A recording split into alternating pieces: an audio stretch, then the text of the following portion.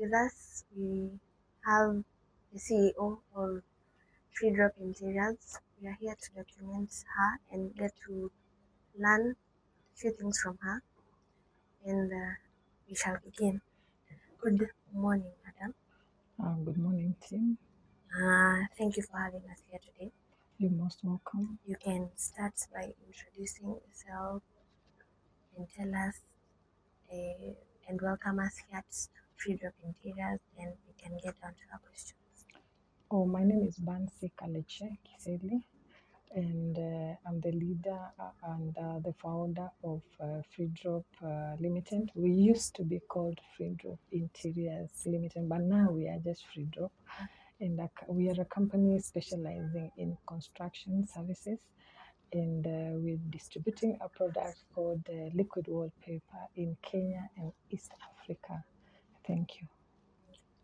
We can get down to our questions. For our first question, who is Bancy Kalekye?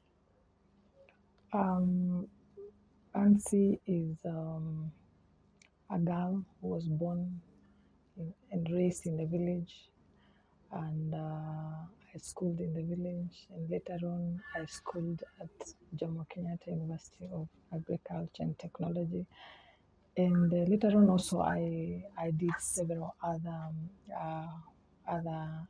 studies, but I'm this girl who had a dream to to get into entrepreneurship, and yeah, then I conceived the idea about Freedrop around 2006 actually, and I've been walking through the journey of entrepreneurship, and we are here today as Freedrop, and with a big team. Yes. Okay, thank you for that. Mm. For our next question, you said you started it in 2006. From research that I've done, you started when you were only two people, right? So for the question, how has Freedrop grown from when it started with only two staff members? Oh, okay. We've just grown hypothetically and gradually, and having our clients, telling other clients, and definitely trying to do our best, and solving the gaps in the construction and in the interior design sector. And it's just been a growth of small steps, and learning, and doing research, and finding how we can offer better services to to the country, and small time expansion. And yes, we are here now. We are large team. I think we could be employing around 50 people right now. Hmm. And yes, and we're doing several projects for different kind of clients, for NGOs, for the corporates, for the private sector, for individuals, and the list is long. Yes. Okay. Uh, Liquid wallpaper is such a unique product. I personally hadn't heard of it, but it's such a unique product. Mhm. What inspired you to venture into this? Oh, we ventured into liquid wallpaper during COVID, and as you know, during COVID, we went through a lot of challenges, the business world, because like us, what we do, we could not open sites, we could not attend to our clients, and we were just idle. And I was just thinking during this time that we are indoors and all that. So I kept on reading about liquid wallpaper, and as I'm a champion of sustainability goals, especially the ones for environment. And I learned, and I realized that the environment was exposed to so much damage by the normal paints, and like the painters and the people who interact with the paint, their health was at risk. And I was thinking of how else can we have beautiful walls without putting risk to people's lives, putting risk to the environment, and providing a sustainable product which is green to the environment, and which is going to give the same feel as painted walls. And that's how we started doing the wallpaper. And I got partners from Egypt, where cotton is produced in large scale, and we got into talks about the product, and that is now what you can see on the walls today. Mm, very pretty. For our next question, back in 2021, you told the Standard newspaper on, a, on an article that they made about plans for exterior wallpaper and handmade carpets. Please tell us more about it, and have they been realized yet? And if not, kindly explain to us about especially the handmade carpets. Okay, the exterior wallpaper, we're still, what can I say? We're still on the stage of testing. We've not yet released it to the markets, but we're still walking the journey. It's not okay. It Mm, might seem like it has taken long, but we're still on it. mm, And for the unmade products of home, right now we are also putting the items together, and polishing them, and testing the markets to see, listening to the clients, mm, and like let me say we are still modeling the product, and we expect it very soon. Yeah, we expect it very soon. I hope we're going to be seeing it on the shelves mm. very soon. Yeah. I Mm, really can't wait to mm, see them. mm. For our next question, what was your first ever customer experience like, and were you nervous about it? Customer. Okay. Number one, our clients are mostly, let me say that we concentrate on the corporate clients. We we are not so much on the individual clients. But our first client, it was a circle. I don't know. I think a limo. I don't remember. I don't want to be quoted for saying the wrong name, but I know it was a circle based somewhere in town. And yes, we were nervous. We're not dealt with another client, and we convinced them to give us the job, and we did a good job. And I can tell you, we finished. We handed over the project. We were doing some blinds and some wall carpets for them, and we finished the job. We finished the project, and we handed it over. And I'm telling you, they never noticed it was our first project. Oh, So it is a matter of the confidence that you wear mm, when you're going to attend to your first client. They don't really have to know that you're starting, but you do your research and you make sure you're doing the right thing. Yes. well, that's nice. Mhm. Uh, is there a story behind the name Free Drop? Yes, there is a Mm-hmm. big story. So when that time I was alone, I was alone as I started as a sole proprietor. Where you just start and you're having a lot of ideas and you're starting. That time we looked into mostly the window finishes, the window blinds, the curtains, all that kind of furnishings, the seat covers, the carpets, and all that. And that time I realized, like, that time there were no Uber, there were no border borders and all that. Right now there's that solution. Delivery charges are not an issue to most clients. Yeah. But that time, like delivering items to a client, and these items are bulky that we were doing. Let's say for a client, we were based in town. So delivering those things for a client, let's say in Karen, it's very far and it was expensive.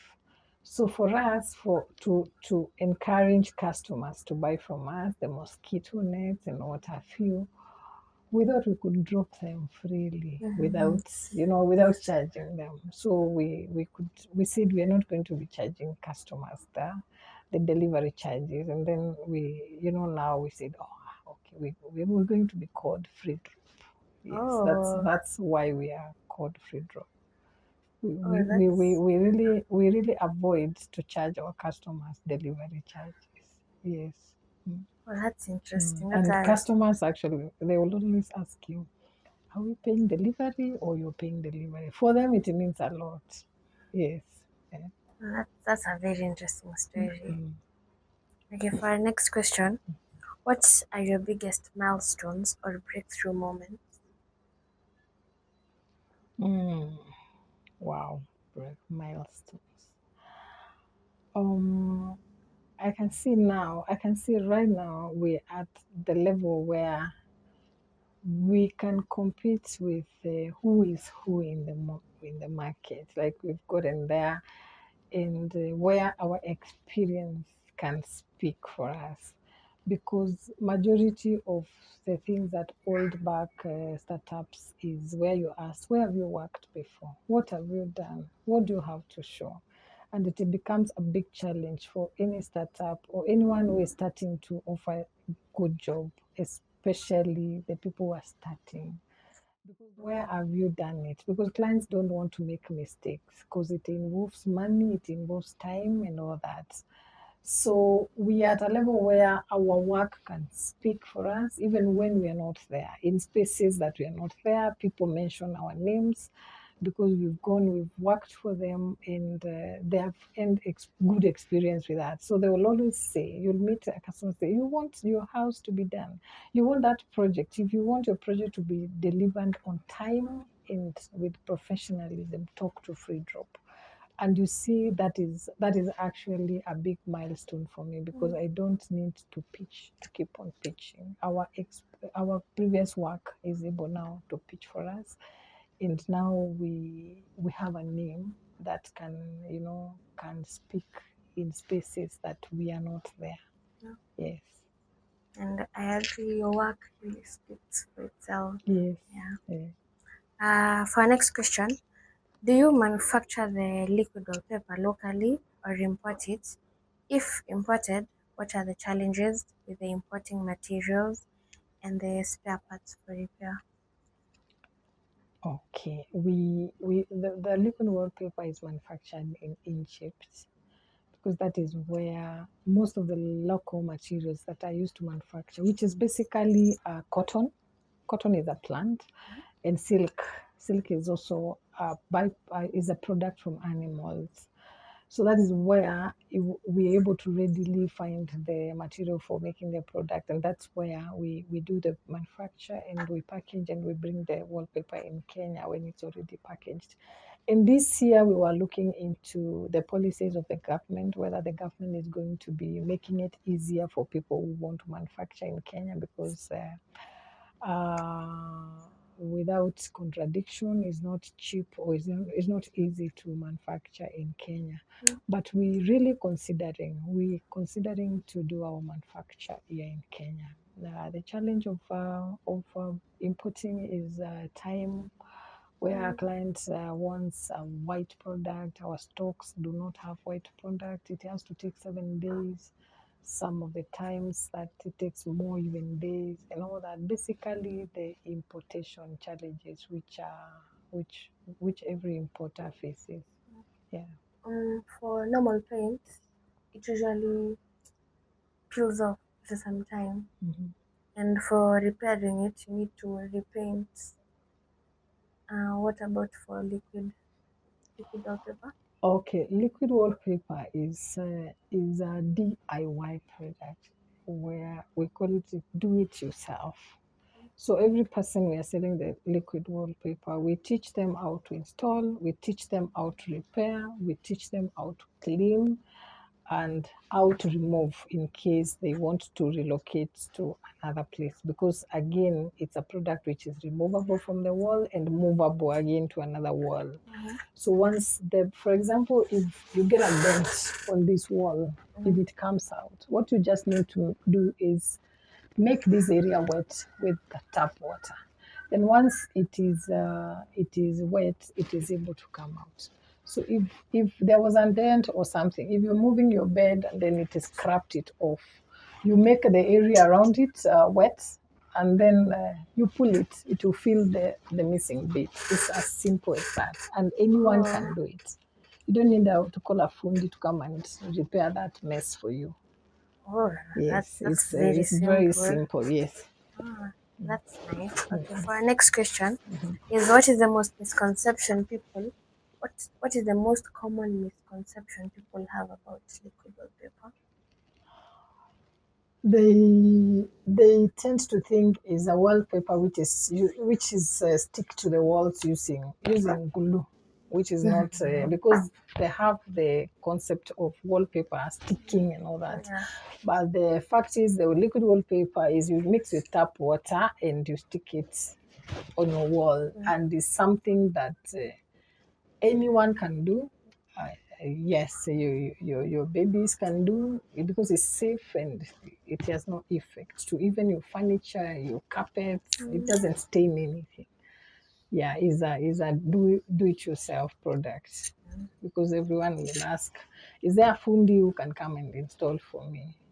I think in Kenya also we've not accepted the concept of doing things for ourselves. Yeah. Yeah. We need people to help us. Yes. Okay, for our next question is, you had earlier mentioned in introducing yourself as a mother. So for the question is, how do you balance being a mother and managing the day-to-day grind? Wow, it's a challenge like any other, let me say, mother who works and they have children to bring up, and I mean it's the world we live in.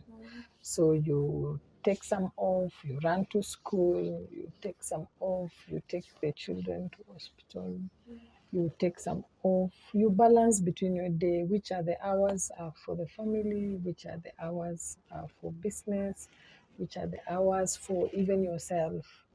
Yes. Yeah.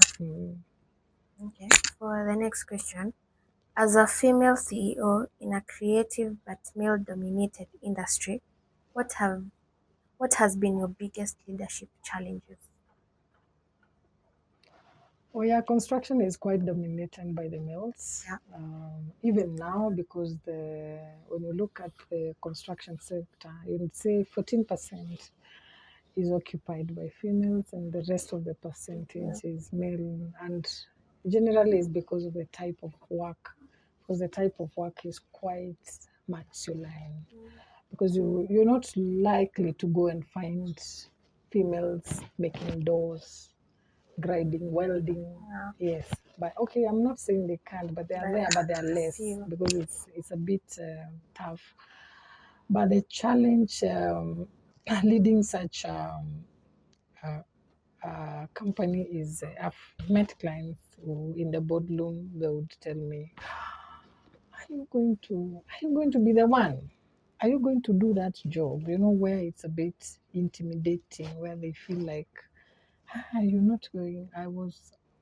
After Gen Z's destruction, I was given, I'm not going to mention the client, but I was given one of the outlets of the retail shops to repair by one of the clients, leading clients. We were given, let me say that. And when I went to sign the contract, apparently I think it's a lady who was signing the contract. She asked me, do you think you even know what you're going to do? And actually, it was a very simple. It's one of the simplest projects I've done. But I can't tell her she's a client. But there's that feeling that hiyo tu kazi ni mwanaume anaweza Another fanya. fun. But so I did the job, and when we went to hand over, our tone was different. So yes, there's that challenge, but it's normal. It's the society, and Yeah. we are training them that we can do it. Yes, What a man can do, a yes, woman can do, woman and can do do. better. Yes. For our Mm. next question is, Yes. describe leadership in 3 words, and why would you describe it that Wow. I would say that leadership, number one, is leading from the front. Is not where you tell people do this, and do this. Mostly is when the team sees that you're doing, they are able to pick it up and say, surely we have to do. So I'll call it doing uh, like preaching, not preaching what you want, but doing what you actually want. way? And that's what I'm calling leading from the front. And the other thing I would say is understanding your team, because if you've if your team, people come from different backgrounds, different skills, different abilities. People are quite different, and qualifications and skills put aside, everyone has a deep contribution that they can do to the company, that you need to give them the chance to bring it out, where you make the space safe for them to bring out their abilities. So it's understanding your team members and holding them and working with them. Mm, And the last thing I would say about leadership is accountability.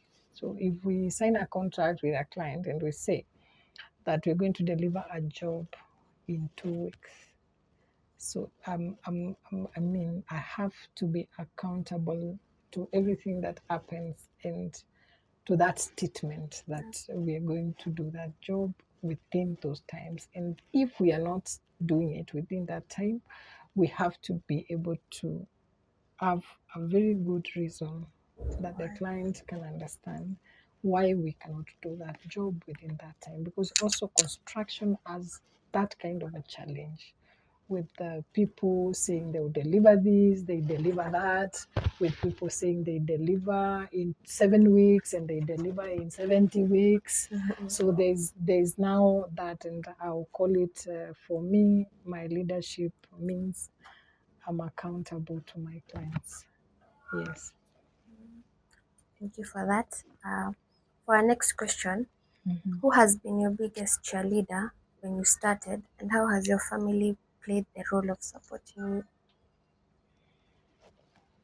Wow. So my family has been there because starting a business, a startup in Kenya is a Level. whole project. Mm-hmm. Yeah, because the business first tries to kill you before before Anything else? before, yeah, it's quite hard. But my family has held me. My parents have been there. My brothers, my children, my husband. It's been it's been a whole challenge, but we're there, and have a business partner also who is very supportive. We share ideas, we discuss when things are difficult, we lock ourselves here and we look for solutions. And also we have quite supportive friends uh, who have worked with me and who have referred clients to me. Yeah, yeah. That's nice. For our next question is, what does success look like for you beyond money or business growth? I would say that success is living in alignment with one goals in life, and yeah, success is living your values, achieving your goals, and sitting and feeling like whatever it is that you did, you give it your best.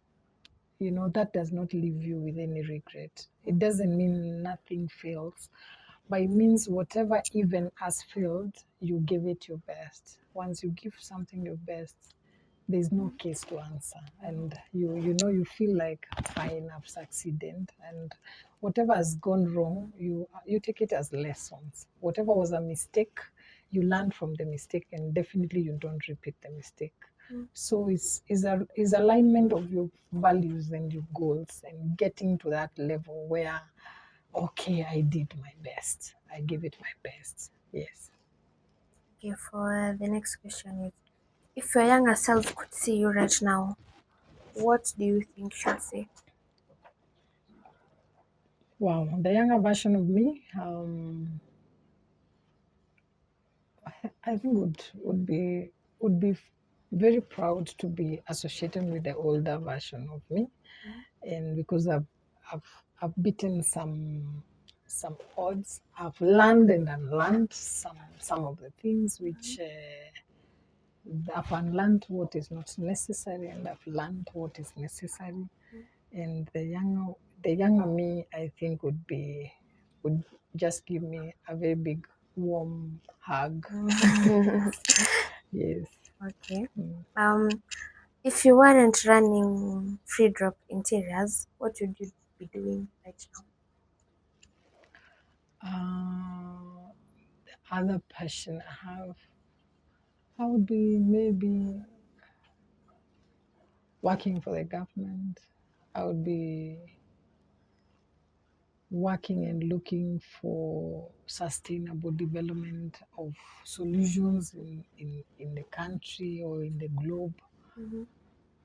And I would be probably right now cooking for my children in the house. Yes. Okay, for Mm, our next question, mm. are you more focused on building a brand people will love or one that people will fear losing? Um, I'm focused on building not just a company. I'm looking at building a culture where everyone who passes through my hands, I empower them, because I've realized a lot of people lack people to hold them, Yeah, because I've seen also my journey. If I learned some things when I was quite younger, probably I could be a better CEO today. yeah. But it's offering anyone who comes, I give that space even to my social media to tell people what it is that when they want to become entrepreneurs, what it is that they have to focus, what it is that is not necessary, what is it that they need to take, and what it is that they need to leave. And I want to build that brand where our clients can trust us. They feel, they feel they are loved and they are trusted, and they're getting value for their money. Where all of the staff feel like they can learn, they can grow, and they can get empowered. They can speak up, and they can share their views. And I mean, a brand that will leave a lasting impact beyond my time as a CEO. Uh-huh. That's a very good answer. Mm. So for our next question, what change do you want to bring or make in how people view interior decor in Africa? Number one, majority of people think you can only hire an architect to draw your house only. Actually, they only involve the architect at the point of drawing, design of the Design of house. the And house. once they have that design, that is the end. But I would rather say that uh, people need to walk through their home journey with the right professionals is very important, because some mistakes that people make during when they're coming up with their home, they are irreparable at some other stages, or rather if they have to repair, it's going to be very expensive.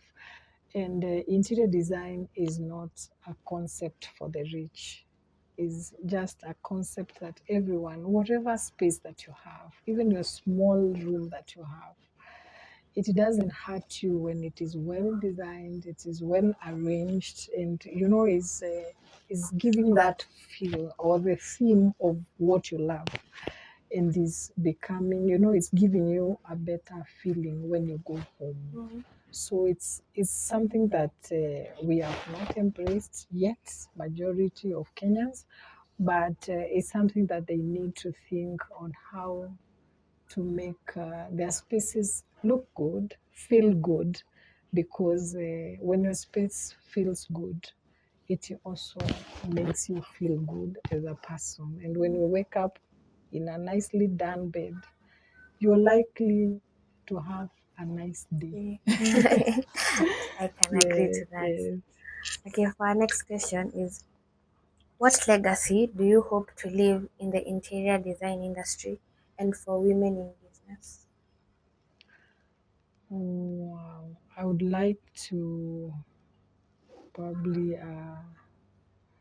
leave the legacy of sustainable products, products that are not harmful to our environment, products we use products that are not harmful to the health of the people, and we bring the concept of do it yourself, where a community which is not so dependent on a fundi Mm. bring by every small thing.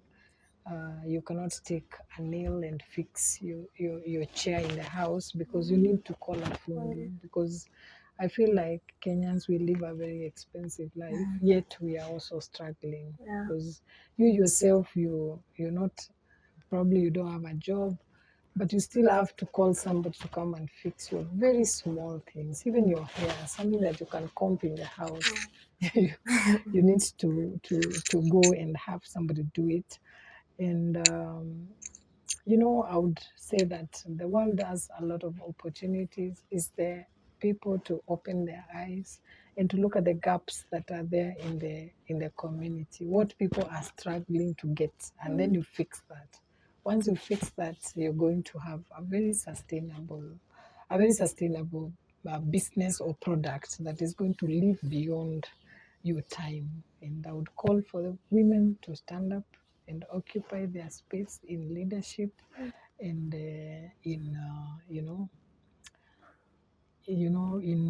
in making the world a better place. Yes. As we wind up, what advice would you give to a young woman or man, or rather anybody watching this right now, and is dreaming of starting his or her own business, but they are afraid? Yes. Wow. Starting anything or everything basically uh, is a challenge for everyone, because we have our inner fears, we have our inner insecurities, Mm. that there's always somebody telling you, an inside person telling you that it's going to fail, you're not going to make it, you're not good enough. The first thing, if you want to be an entrepreneur, whatever it is you want to do, not even entrepreneurship alone. I want to major in entrepreneur because entrepreneurship is hard. Yeah, so you need to trust yourself first. You sit down and you trust yourself. A lot of people are going to mistrust you, like they are not going to trust you. But you have to trust yourself. The moment you trust yourself, you're going to sell to people the energy that you trust yourself. And you're going to manifest it, that you're going to do it.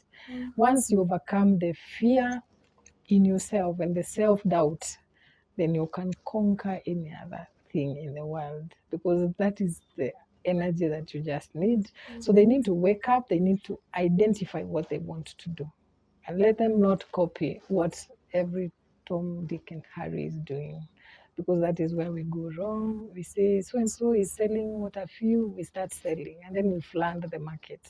So it's good to be original. You sit down and come up.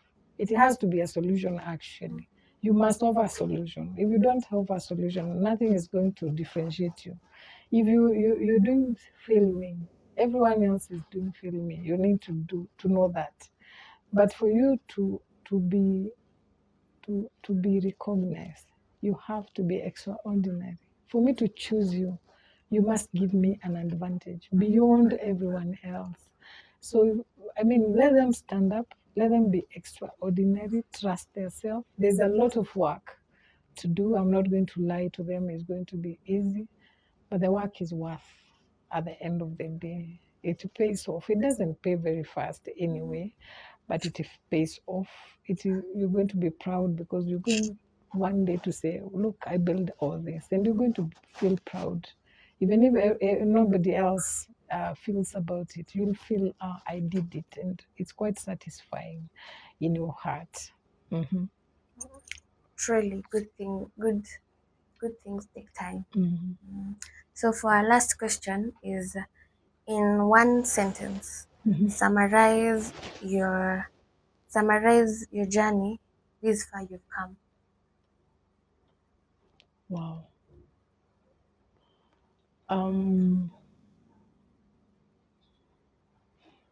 Passion, uh, resilience, patience, and continuous development. That's nice. Mm. So thank you. Most Those welcome. are the questions we have for today. And thank you also for having us here. And that's our wrap. Nice.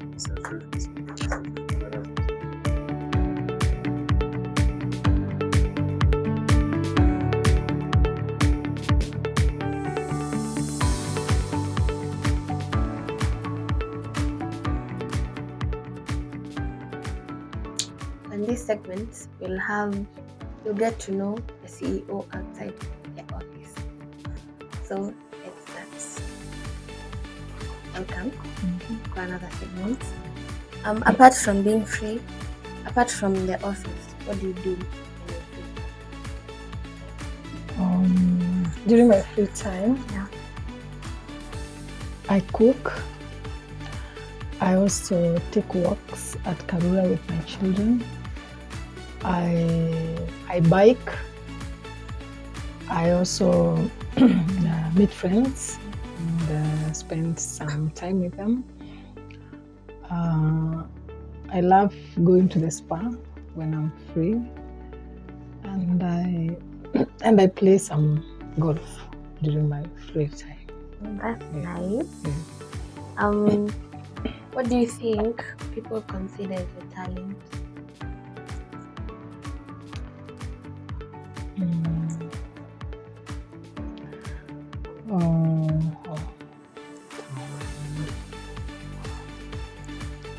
I'm able to have a talent to make spaces look very beautiful, like just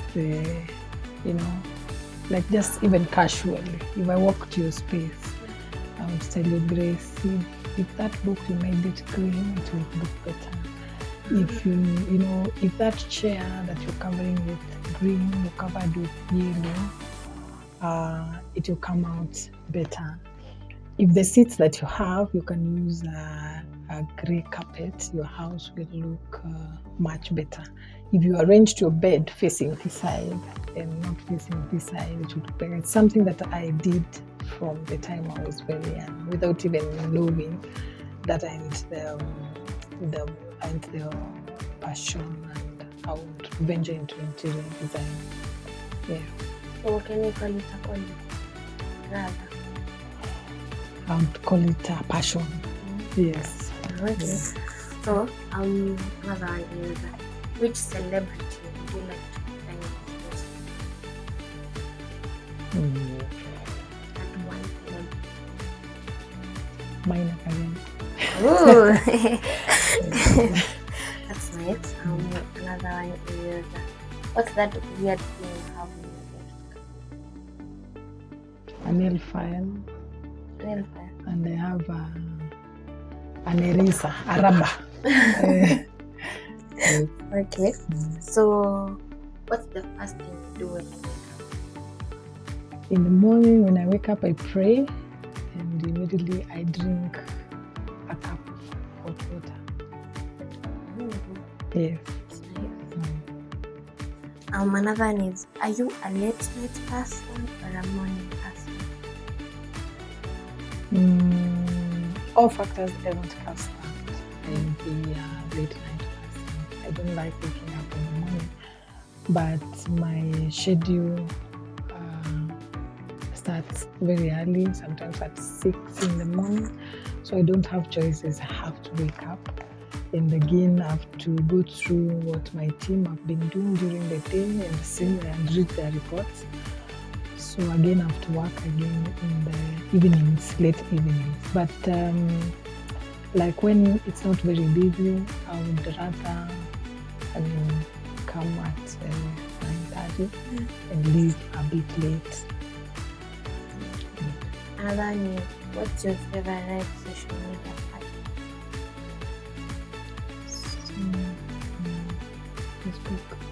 Facebook.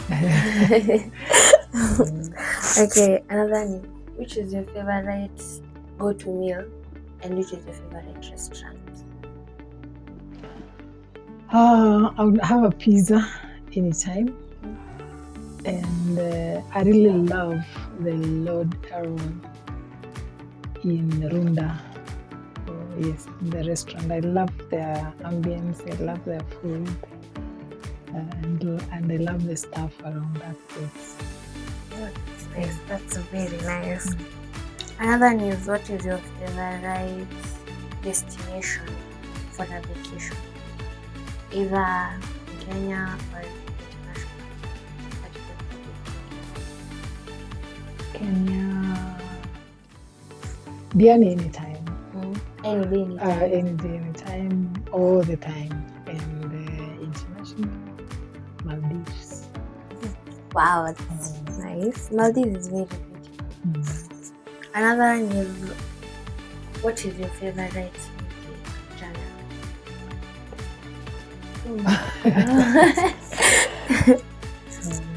For the last one, I'm just curious. You said you're Madam Bancy Kalekye. Are you related to Kalekye Momo, the radio presenter? No, we're not related. We just share. I think that's all for today. And as we wind up, I see you have business cards here. I think maybe I'll carry one so that I can go show people that I was here. And if you need a liquid wallpaper, Freedrop is your place to go.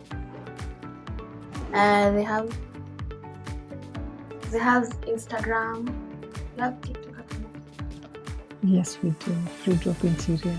Yeah, they have an email there. You click info@freedropinteriors.c.e.o.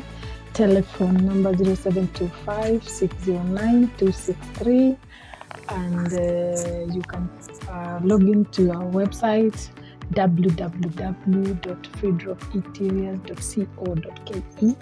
We are located at Madonna House, Westlands Road, the Madonna Annex on the 3rd floor, suite number 305. As well as you have anything else to add to the ones who are watching us and the ones who will watch it? At Freedrop is where we serve you and we make your houses look better at a very affordable price. I welcome all of you. Thank you. Thank you for having us. Thank you for the tea. Karibu. I like that.